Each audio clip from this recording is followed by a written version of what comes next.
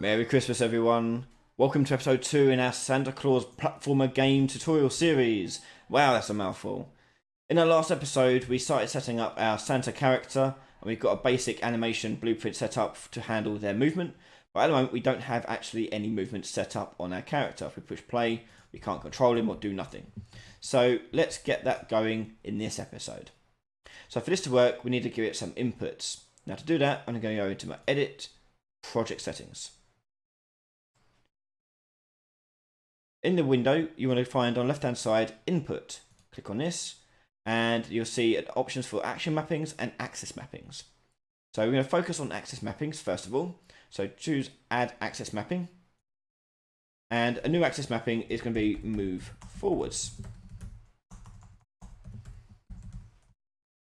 And we'll choose the keys that are going to handle that. So I'm going to choose W, add another one, and I'm also going to choose the gamepad left thumbstick Y-axis. And I also want to change my not change my W, but put in another one for S. Now S is going to do backwards, so what we're going to do is change the scale of this to be -1. So basically it will do the reverse of what W is going to do. If W is 1, that's -1. Next I want to do move right.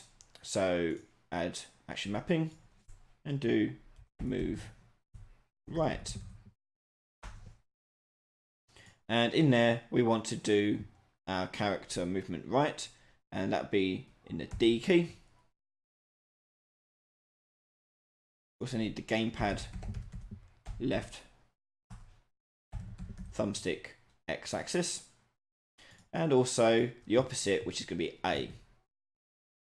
Sorry, yeah, A. Yep, I'll change it to -1. Okay, so with those two done, we can close our project settings and go into our Santa blueprint. Click on the Open Full Blueprint Editor if this comes up, like so. And we want to add a camera to that spring arm. So select the spring arm, add component, choose camera. Now with the spring arm selected, we can now rotate this so we get a sort of isometric almost view of our scene. I'm just going to increase the target arm length for this to be, so let's do 500. Okay, so get a good distance from the player character. Click compile, and you can see what it's going to look like. If you click on your character inside the world, you'll see in the little preview window what it's going to look like. And I quite like that. We'll leave that as is. You can always change this later on. It's not a big deal.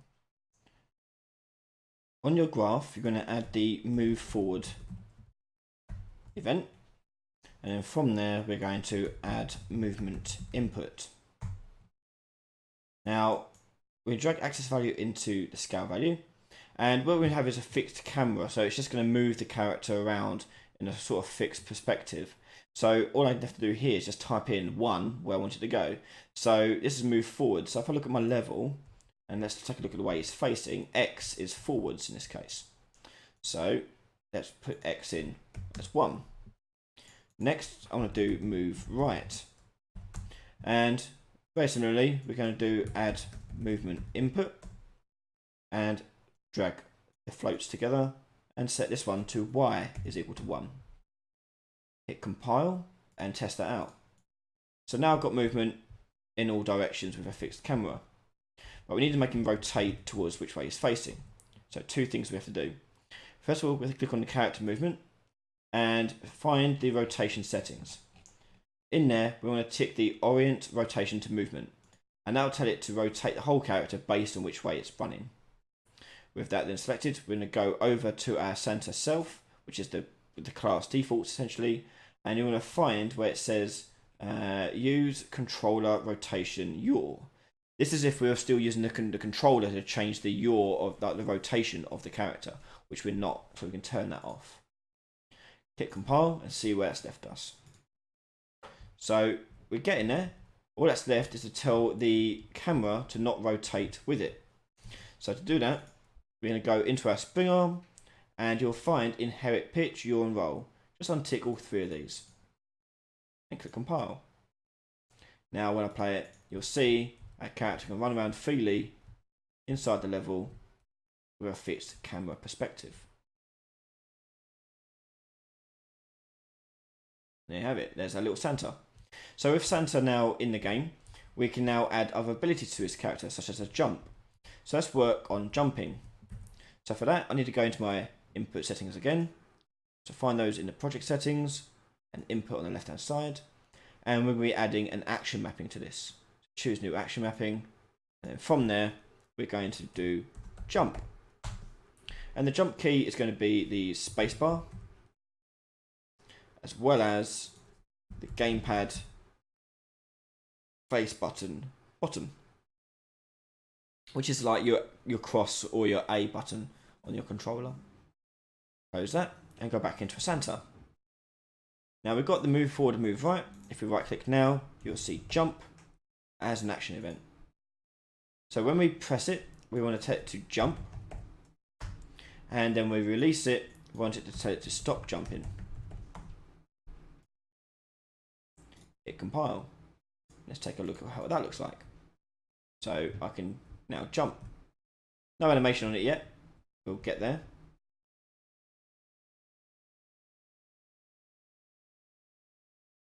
Okay.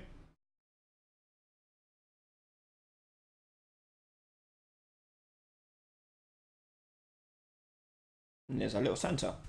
So now we're going to work on the animation for the jump. So to do that, we need to go into our animation graph. So on your event graph, we've got the speed from the movement component. We also want to be able to check whether or not we're in the air or not. So if we go from the movement component and go is falling, this will now give us a boolean to determine whether or not we're falling or not. And for that, we can create a new variable, and we'll call it is falling. We're going to plug that in and choose set and hook that up to that return value. So with that now made, we can go back to our state machine. So our state machine, we have 3 states for falling: start jump, a jump loop, and an end jump. So we're going to create a new state, jump start. Then from there, we can go add another state called jump loop.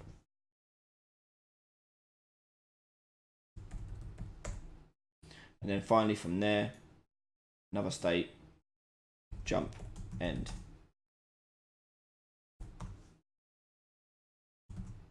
Yep. And then it will tie that back to the idle walk run. So we've got a nice little loop here of how things work.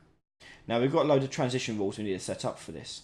So we have to tell it what rule is going to make it go from here to here. So the rule is going to be when that is falling becomes true. Simple as that. And going to jump start. In the jump start, we're going to use the jumping up animation. So drag that in like so. And hit compile. Go to event. Go back on the arrow there. And now after the jump start is done, we need a transition rule here. So if I open this up, you can get time remaining. And you want to see time remaining ratio jumping up. Choose that one. And this will give you a ratio between 0 and 1, a fraction of what, how much time is left on the animation. So we want to check when the animation has less than or equal to. We do 0.1, and that will then go into there as true. So when that jump start animation is ending, it will then choose to go onto the jump loop.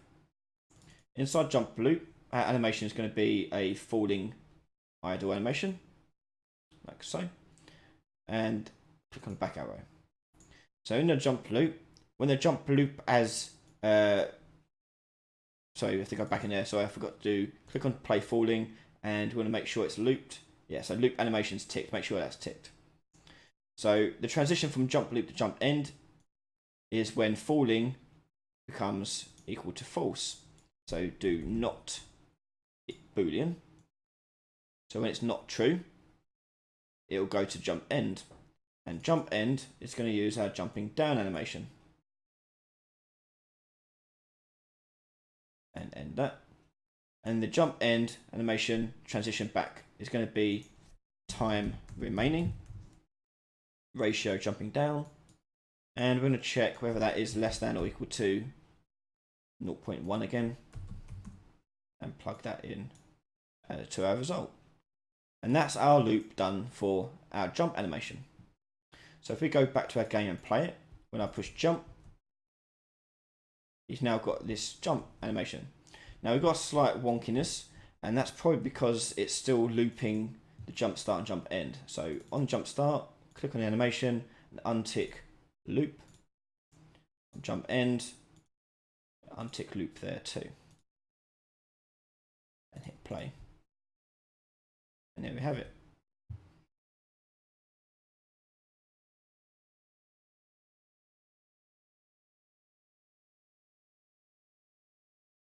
And this also works for falling. So as soon as I fall off the edge here, I'll land nice and safely back to the ground.